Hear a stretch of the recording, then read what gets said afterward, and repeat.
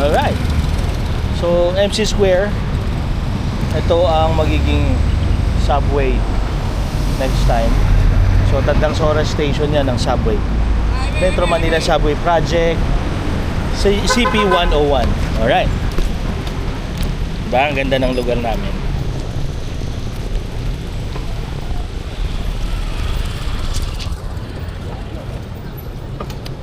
Okay. So nakaka 10 kilometers pa lang ako, no? So kung anong ma-add up dito papunta doon, yun yung kilometrahe galing dyan.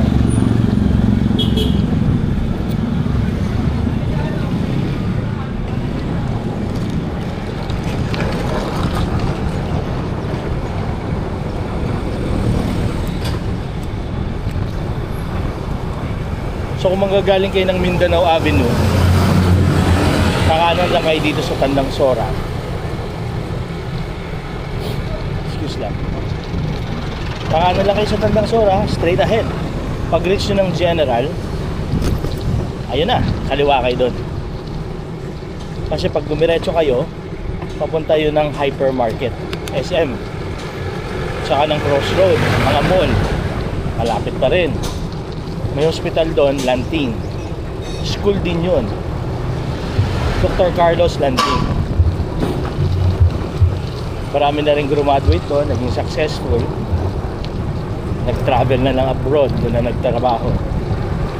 So, HE Auto Works, nandyan din, pagawa ng kotse, no? Ito may bodega dito eh. Courier.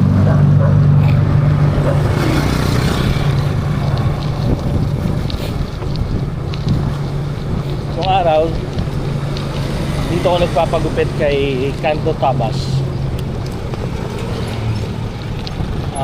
Pero bumalik pa rin ako sa aking regular na kaibigan na si Rolls Roy. Siya lang ang gumugupit ngayon. May pure gold pala, extra. Malapit na tayo kumaliwa. May car wash cafe here. Tapos sobrang lapit na lang natin sa junction. Isang tawid lang.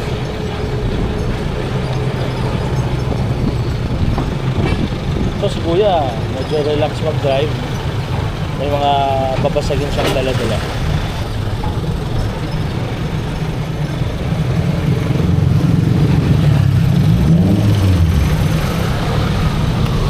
Kakaliwa na tayo.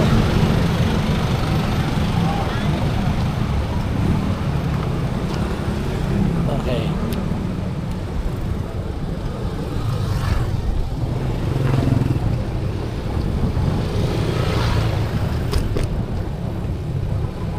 Relax driving lang si Kuya sa kanan. Unahan ko na ba? Okay.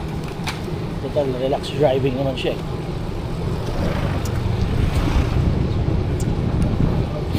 Kakakain lang natin ng taco balls, takoyaki. Lalala.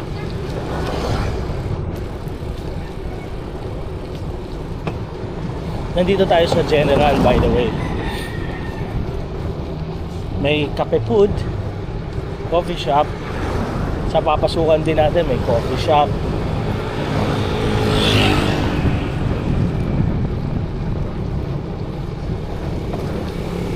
Ganda ng office na to.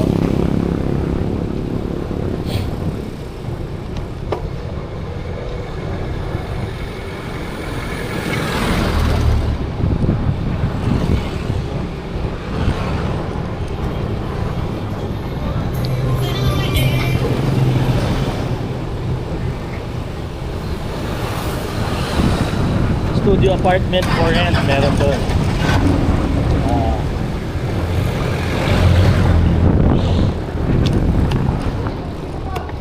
Okay.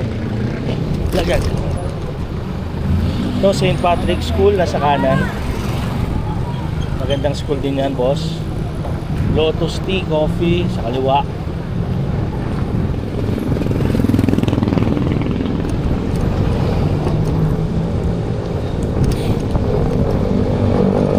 kaliwa may grocery rin.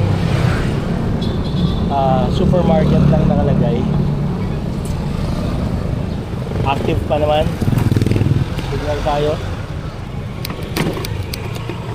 Okay. Ito ang GSIS Village.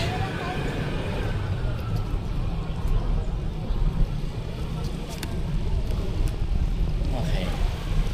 So since one way, kakanan na lang tayo ng one way, no?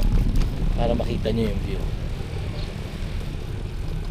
Baga Village, the village bro. Jug jug. Dito may ginagawang bahay din. So, from accounting, kakaliwa tayo sa actuarial.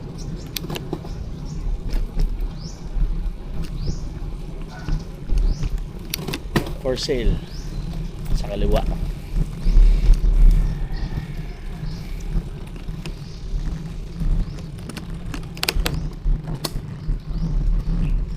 Konting ahon, nasa 4, 5, 6 grade. Hindi naman ako hinihingal.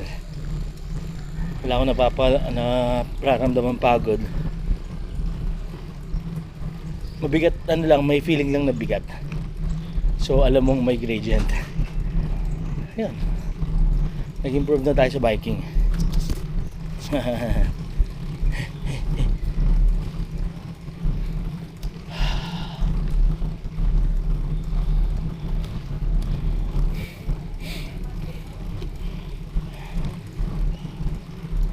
Nakaka 11.48 na tayo. Coming from 9.9 kanina eh. So sabihin mo ng 1.5 o 1.4 kilometers.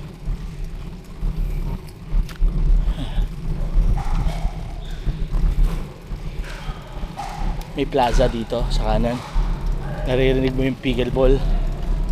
May basketball area. Although pag umuulan, nag-aanggi dyan. Downside lang nun. May church sa loob. GSIS Village.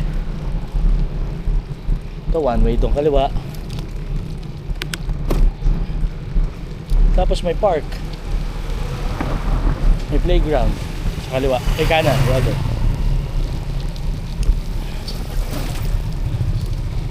GSIS Village Park.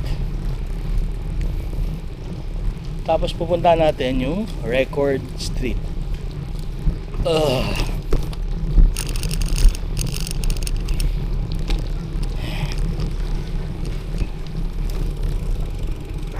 So from kanina nakaka 8 minutes lang tayo. Nakaka 8 minutes. Ganda bahay niya. Type. So nandito pala tayo sa may assistant. Kakaliwa tayo ng administration. Pag lumabas ka dyan, road 20 na eh. May exit doon. So ito ang administration.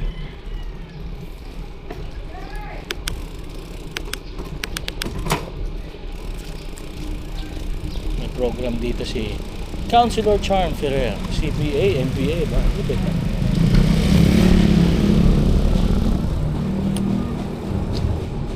Nandito pala sa kanan ko ang Geronimo Street.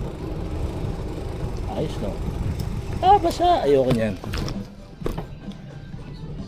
Dahan-dahan lang tayo.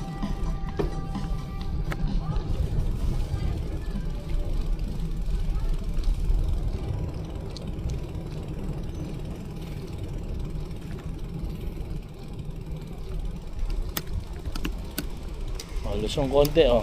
Boom. Ito ang Pine Glades. Pwede naman tayo umakyat dyan. Yung model unit. Hello boss. Magbi-video lang ulit. Bukas naman yan ano. Yung model unit. Bakit? Magpapaalam tayo sa sales office. So ikutin natin ang ito ang black one.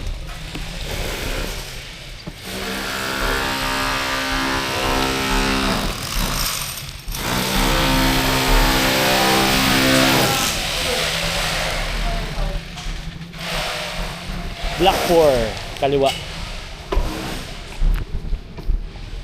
Tanong natin ang inventory ngayon. Packet size lang to, no? Block 3 nandito. 4 floors, 1, 2, 3, 4. 4 floors. Smart home ang style nito. May solar. Kaya lang ano siya, hindi siya yung nagre-reserve ng kuryente. Pang morning lang pag may araw. Okay. Ito yung masaya kapag may bike. Ang bilis lang natin, no? Dati 16.5 million to. Nag-price increase na ng 17 million.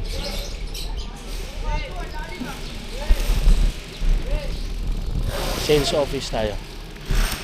Sales office.